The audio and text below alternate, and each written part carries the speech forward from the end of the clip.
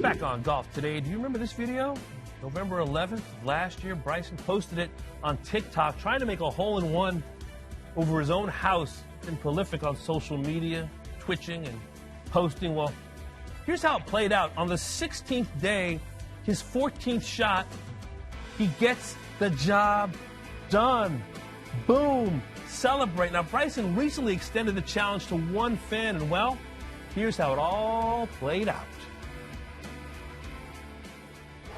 And finally, for the last challenge, we have Jimmy. He is going to be hitting, hopefully, a hole-in-one over my house. Oh, no. We're going to be giving you $100,000 if you make a hole-in-one over the house. Seriously. You have 7 hours to complete the challenge, and the challenge starts right now. All right. Let's go. Let's go. I want you to knock this in. Should we just end production right here?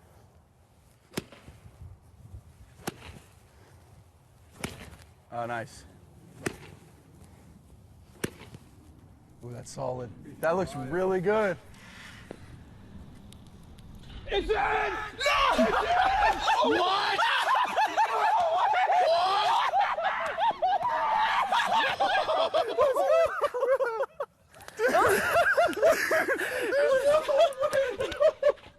That's awesome. Dude, take it out. Oh, my goodness.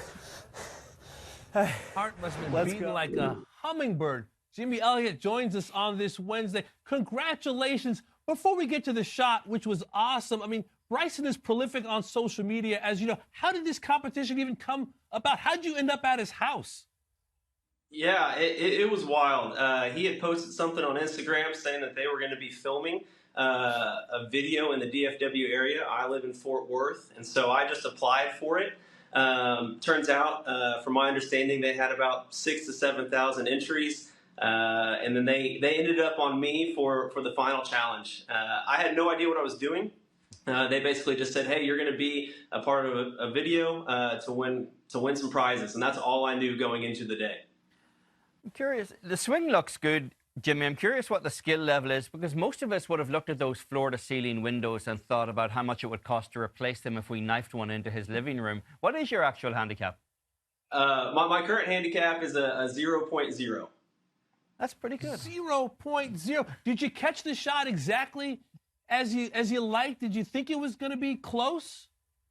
It felt good. I walk into every shot, and so the two things I was thinking about was don't hit the window, and then if you're going to be a bear, be a grizzly, and let's go make it. So I felt pretty confident, but to make it that early was, I think, a shock to us all.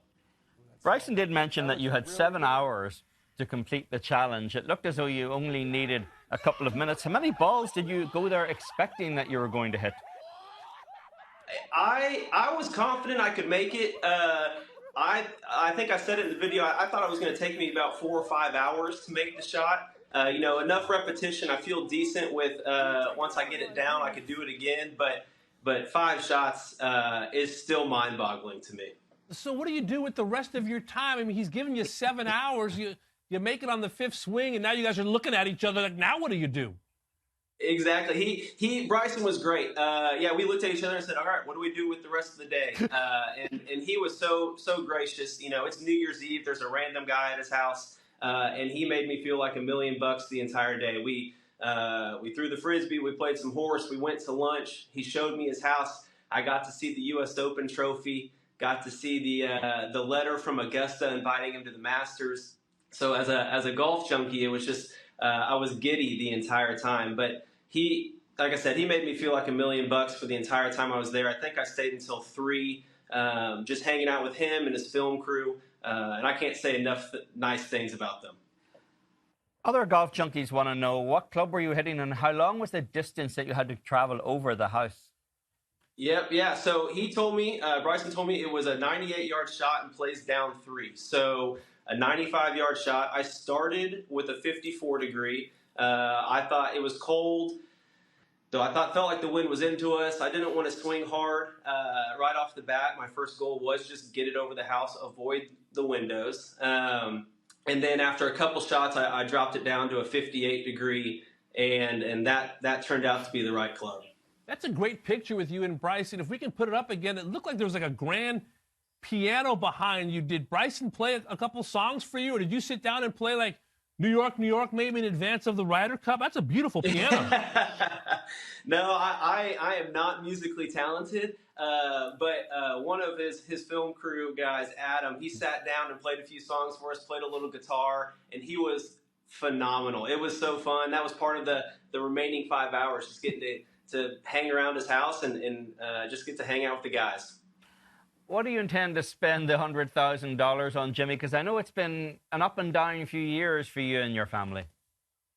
Yeah, no, great question. We're definitely going to give some of the money away to some charities that just mean a lot to us, that are near and dear to our heart. At the same time, we're gonna spend a little now on a few things around our house, and then we're also going to save some for our family's future. You know, I have 3 kids, and kids are expensive, and college is not looming, but that price tag is going to come up soon. So, saving for our future, spending a little bit now, and definitely giving some away. How are your kids doing? I know you face some challenges with them from a health standpoint. How's your family's health? Family's health is great. Our oldest, our 7-year-old Beckett, has a rare genetic abnormality called Emanuel syndrome. When he was first born, they told us that there were only 500 known cases in the world. So the range of outcomes is kind of wide. And in a unique way, guys, I look up to that kid. He is the most resilient, fun-loving, warm kid you'll ever meet, and so are my other kids. But being behind the 8 ball a little bit with him, he's making tremendous strides. He's learning to walk. He's learning how to talk, and it's just been neat over the past 7 years to see the progress that he's made. You know, in the first year of life, if I'm being completely honest, we didn't know if he would make it. And then getting to the point now where he's at, I can't help but just smile thinking about it. You also suffered from testicular cancer earlier in your life as well. Days like this must make days like that. Obviously, they're on a very different scale of importance in life, but it must be nice to actually have a day like this to kind of put things like that a little bit farther behind you. You nailed it. You never expect things like this to happen to you. And so just being able to take advantage of that opportunity, and regardless of making the shot, which was awesome, just getting to spend a day with Bryson, the reigning U.S. Open champ, it was just so neat. And to see where, we were 5 years ago going through chemo and having to go down to MD Anderson and do all those treatments, to where we are today, and being able to be on Golf Channel with y'all and just talk about this incredible day. It puts things in perspective a little bit, but it was just a phenomenal day. Jimmy, life is such an interesting journey. Even Bryson DeChambeau would tell you that he's evolved, maybe from being a lightning rod early in his career to really being beloved, especially on social media. We saw the love at Pioneers #2 that he received. Why do you think he connects so well with fans in this latest incarnation of Bryson? Yeah, he's just being who he is, right? And I think he's finally able to have a platform where he can just be himself. And I think that's shining through in all these YouTube videos. You see those breaking 50s, trying to break the course records at the public courses, all his different iterations of his YouTube videos. He's just able to be himself. It was super neat. At lunch, we were talking about it, and just hearing his heart behind giving back to a game that has given him so much throughout his entire life was just really cool to hear. And so it's a genuine response to just wanting to give back to the game of golf. And I think people can see the honesty in it. And it's been really neat. Like you said, a lightning rod, even portrayed as maybe a villain a few years back, to being what, labeled as the people's champ. And you could, even in the 7 hours that I was there, you could tell he was genuinely more excited than I was that I made the shot. And so just being able to witness that firsthand, he has a fan for life in me. Jimmy, it's quite a story. It's quite a shot. Thanks for explaining it all to us on this Wednesday. Enjoy it, and best of luck to you and your family as well going forward. Thank you, fellas. I appreciate y'all having me on. There he is, Jimmy Elliott. Can we take one more look, by the way, at this epic shot, this epic reaction. This is the new, odd couple in golf. Bryson and Jimmy, peanut butter and jelly, Sonny and Cher, the captain and Tennille, making some social media magic.